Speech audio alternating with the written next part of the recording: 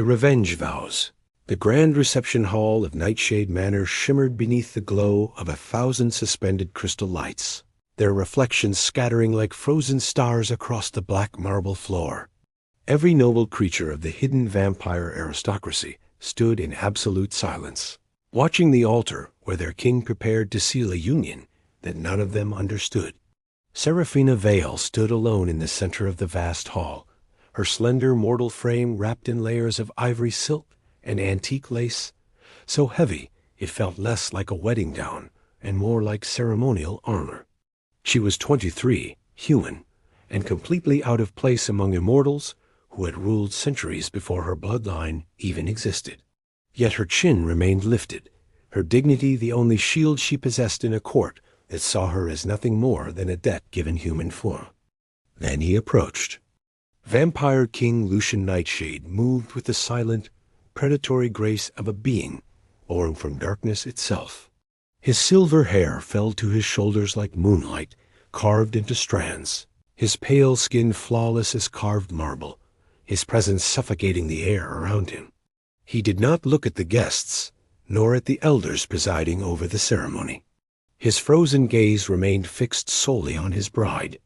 When he finally stopped inches from her, Seraphina felt the temperature around her drop, as though winter itself had leaned close to listen. He bent slightly, his voice low enough that only she could hear. "Remove the wedding dress the moment this ceremony ends," he whispered coldly. "This marriage is not love.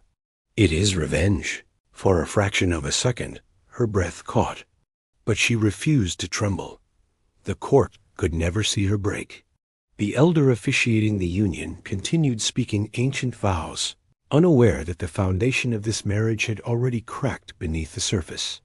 2 weeks earlier, Seraphina had arrived at this very manor, carrying nothing but a small suitcase and the crushing grief of her father's sudden death. What she inherited was not wealth, but ruin, a collapsing estate, suffocating debt, and a sealed blood pact signed decades ago. That pact bound her family to the Nightshade throne. Lucian had received her in his shadowed study without rising from his chair. He explained everything with brutal clarity.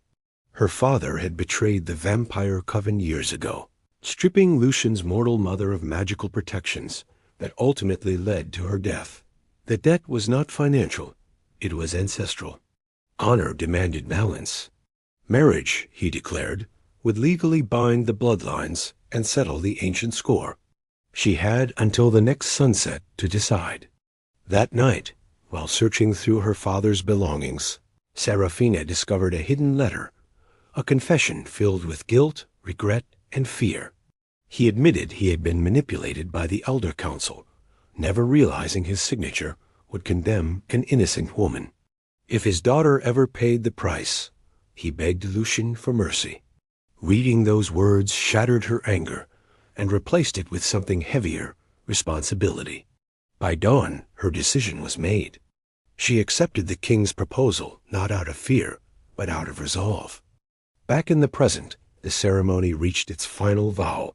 When Lucian leaned down to seal the union, the kiss was meant to be brief, ceremonial, meaningless. Yet it lingered a heartbeat too long.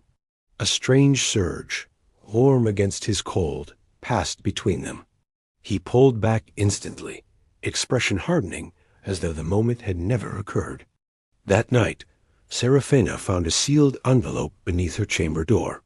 Inside was a single handwritten line. "This marriage is legal, never physical. You will not be disturbed." Days passed in controlled distance. They dined together in silence, appeared side by side at court, yet lived like strangers, bound by contract alone. Still, subtle shifts began forming. He ensured guards shadowed her steps. She left fresh flowers in his study. Small, wordless kindnesses echoed louder than conversation. Neither realized it yet, but revenge had already begun transforming into something far more dangerous. The debt that was never hers. The nights that followed the revenge wedding settled into a strange, fragile routine inside Nightshade Manor, a routine built not on affection, but on obligation. Seraphina Vale quickly learned that being the Vampire King's bride did not grant her acceptance. It merely placed her under a brighter, harsher light. Wherever she walked, whispers followed like shadows clinging to her heels. Immortal nobles paused their conversations when she entered a room, their ancient eyes studying her not with curiosity, but with thinly veiled contempt. To them she was not a queen. She was collateral, a mortal payment offered to settle a blood debt that should have been paid generations ago. Yet despite the cold hostility surrounding her, Seraphina carried herself with quiet dignity, refusing to bow her head even when the weight of their judgment pressed heavily on her chest. Lucian Nightshade remained as distant as ever. He treated her with formal respect, never cruelty, but never warmth either. Their conversations were brief, practical, and painfully polite, as if they were rulers of neighboring kingdoms forced into alliance rather than husband and wife bound by marriage. Still, she began to notice things others would never see. Guards discreetly reassigned to patrol outside her chambers. Servants ordered to prepare human meals instead of the blood feasts common in the manor. A thick velvet cloak left draped over her shoulders during a midnight council gathering when the cold became too severe for mortal endurance. He never acknowledged these gestures, and she never thanked him aloud, but the silent exchange formed the first fragile thread binding their uneasy coexistence. One evening, during a formal court banquet, that fragile thread was tested. The vast obsidian dining hall glowed under candlelight as nobles gathered to celebrate an ancient territorial victory. Seraphina sat at Lucian's right hand, aware that every movement she made was being scrutinized. Halfway through the evening, Lady Victoria Ashbourne, an elder vampire noble known for her ruthless ambition, rose gracefully from her seat. Her crimson lips curved into a smile that never reached her eyes. With theatrical casualness, she lifted her wineglass and spoke loud enough for the entire court to hear. "How admirable our king is," she began smoothly, "to bind himself to the daughter of the very man who orchestrated the downfall of his mother. Such poetic justice." The hall fell silent. Seraphina felt every gaze burn into her skin. Victoria continued, circling slowly like a predator savoring the hunt. She spoke of betrayal, of stolen protections, of a mortal gambler who signed away an innocent woman's life. Though no names were spoken directly, the accusations were clear. Humiliation flooded Seraphine's veins, but she refused to crumble. Slowly, she rose from her chair, meeting the noblewoman's gaze without fear. "My father's sins are not mine," she said calmly. "But if my presence settles a debt that has poisoned both our bloodlines, then I will carry that burden with honor." Murmurs rippled across the court. For the first time, Lucian moved. The temperature in the hall seemed to drop as he set his goblet down with deliberate force. "That is enough," he said quietly, yet the authority in his voice silenced even the oldest immortals. His silver eyes locked onto Victoria with warning. "My queen's dignity is not a subject for entertainment, Queen." It was the first time he had used the title aloud. Victoria bowed, but the venom in her smile only deepened as she sat. Later that night, Seraphina wandered into the southern wing of the manor, seeking air away from suffocating stairs. There she discovered an abandoned greenhouse, its glass ceiling frosted, and its once lush gardens reduced to skeletal remains. Standing among the dead vines was Lucian. He did not turn when she entered. He had sensed her heartbeat long before. "My mother planted these roses," he said quietly, gesturing toward a blackened rosebush. "After she died, no one dared tend them." Seraphina stepped beside him, brushing her fingers gently across the brittle thorns. "They're not dead," she whispered. "Just neglected." He studied her, something unreadable flickering behind his frozen gaze. "Some things do not return once destroyed." She met his eyes without hesitation. "Some things do, if given patience instead of revenge." For the first time, the silence between them felt different. Not empty, but fragile, shifting. Neither of them noticed the shadow watching from the greenhouse entrance, nor the silent vow forming in Lady Victoria's mind to destroy the mortal bride who was slowly reaching the king's buried heart. Winter tightened its grip around Nightshade Manor, and with it came a tension that no formal vow could disguise. Seraphina had survived her public humiliation, but survival inside a vampire court required more than courage. It required restraint. The nobles watched her constantly, waiting for weakness, waiting for proof that a mortal could not endure their world. Yet instead of retreating, she chose something far more dangerous. She chose kindness. She thanked servants by name. She listened when human staff spoke of their families. She walked the estate gardens even in the cold, memorizing the land she was now bound to protect. In a palace ruled by fear and hierarchy, her quiet humility unsettled everyone. Lucian observed everything. He would never admit it, not even to himself, but he found his gaze following her movements across crowded halls. He noticed how she never flinched when addressed sharply, how she carried herself with dignity rather than pride. At council meetings, when ancient vampires argued over territory and blood treaties, she sat in silence, absorbing every word. She did not interrupt. She did not seek attention. Yet when a dispute arose about dismissing several human workers to cut costs, it was her voice that gently broke through the debate. "They have families," she said calmly. "Punishing the powerless will not strengthen a kingdom." The chamber went still. Mortal opinions were rarely invited. Lucian studied her carefully before issuing his decree. "The workers will remain," he decided, tone final. The elders exchanged looks, surprised not by the ruling, but by the reason behind it. Later that night, as snow drifted against the tall windows, Lucian found her alone in the library, seated near the fireplace with a thick history volume resting on her lap. "You study our laws," he observed. She looked up, startled but not afraid. "If I am to live here, I should understand what governs this world," she replied. He regarded her quietly. Most mortals would seek escape. A faint, sad smile touched her lips. Running does not erase truth. Something about her answer lingered with him long after he left the room. But not everyone was willing to tolerate her growing influence. Lady Victoria intensified her campaign. Rumors multiplied, whispers that the mortal bride practiced manipulation, that she sought sympathy to control the king. Invitations to gatherings conveniently excluded her. Subtle slights became daily occurrences. One afternoon, during a formal luncheon, a noble deliberately spilled dark wine across Seraphine's pale dress, offering a mock apology that dripped with disdain. The hall waited for her reaction.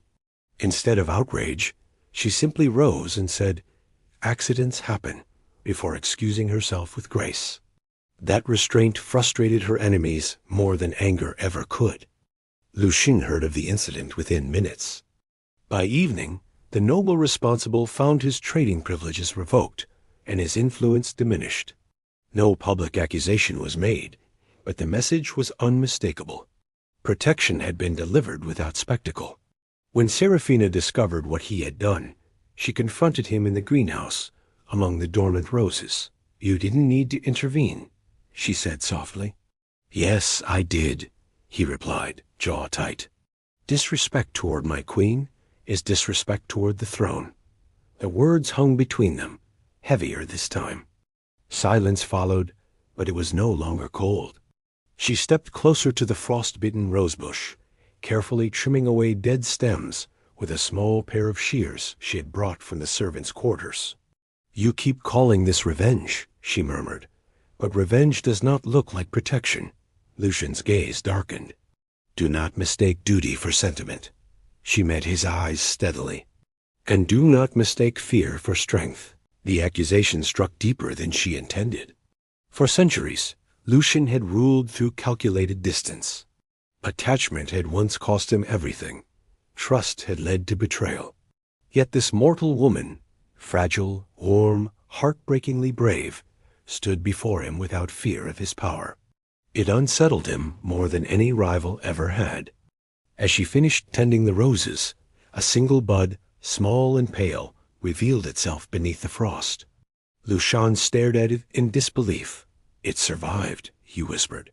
Seraphina smiled faintly. "Some things just need time." Behind the glass walls of the greenhouse, unseen eyes watched once more. Victoria's patience was thinning.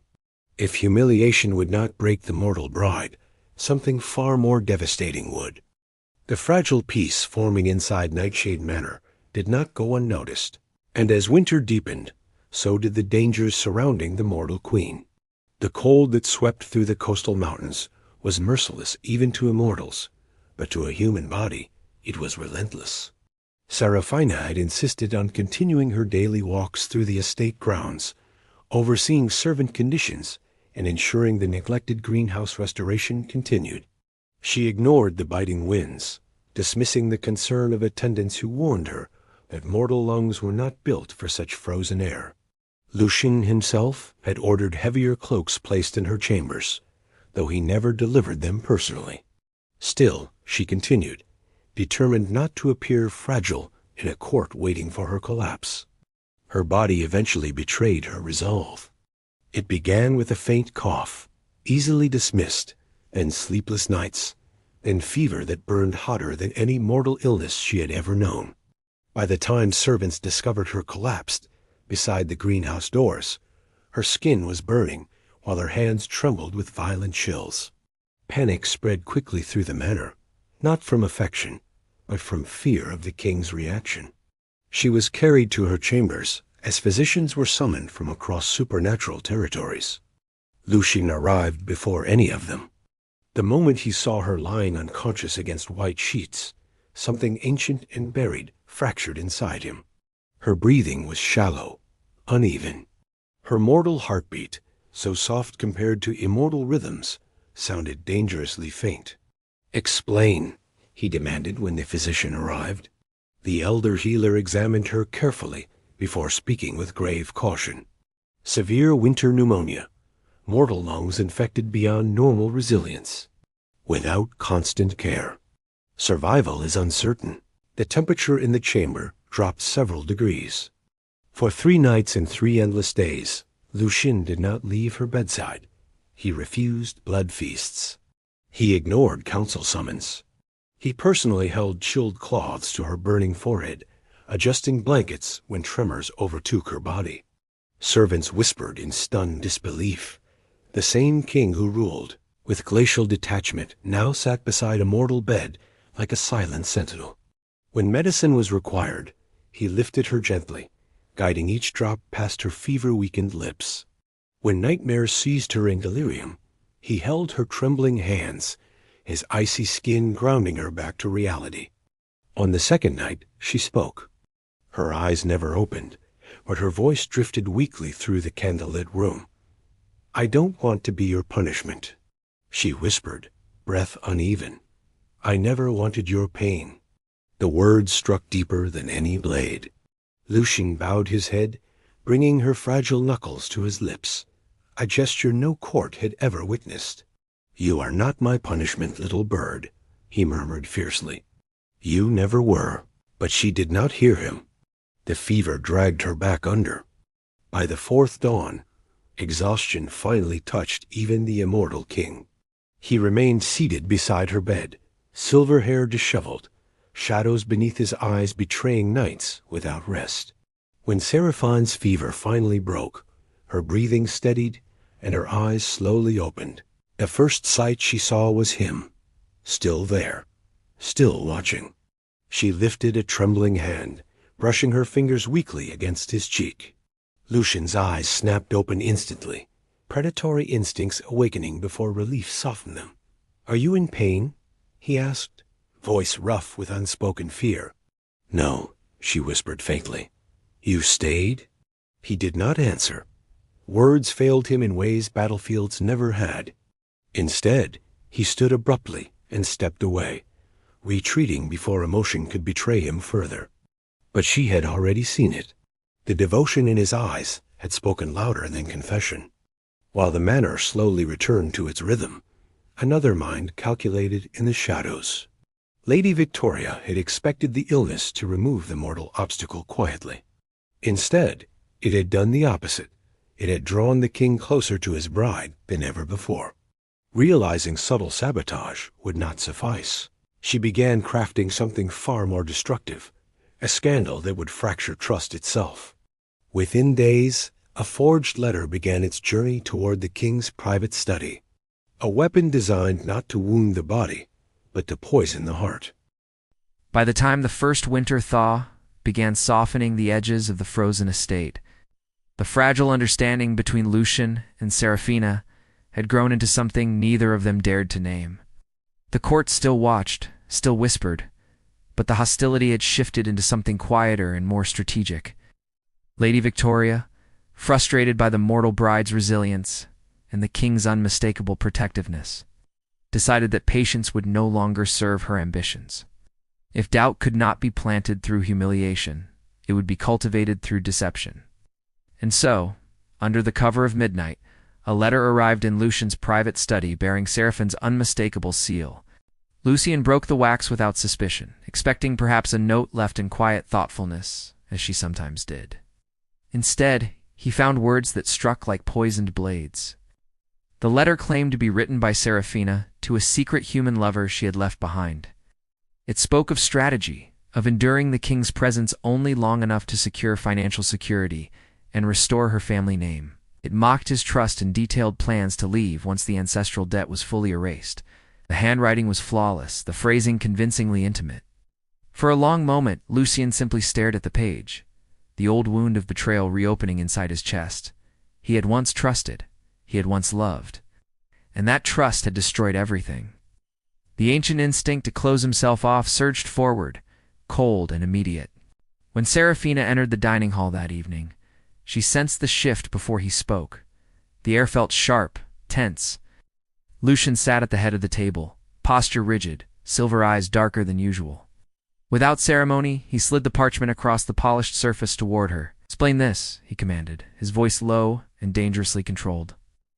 Confusion crossed her face as she unfolded the letter. The color drained from her cheeks as she read, horror replacing confusion.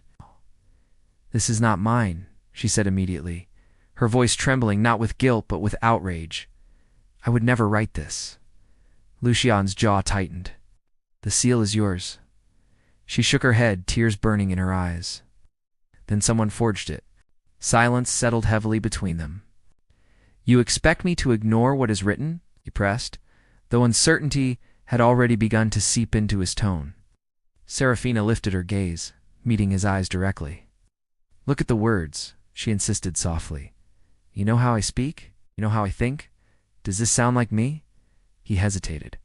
The phrasing was cold, calculated, lacking the quiet sincerity he had come to recognize in her. Still, centuries of guarded instincts fought against hope. "Trust is not easily given," he said, "and it is easily shattered." A tear slipped down her cheek, but her voice remained steady. "Then learn to trust me," she whispered, "because I am learning to trust you."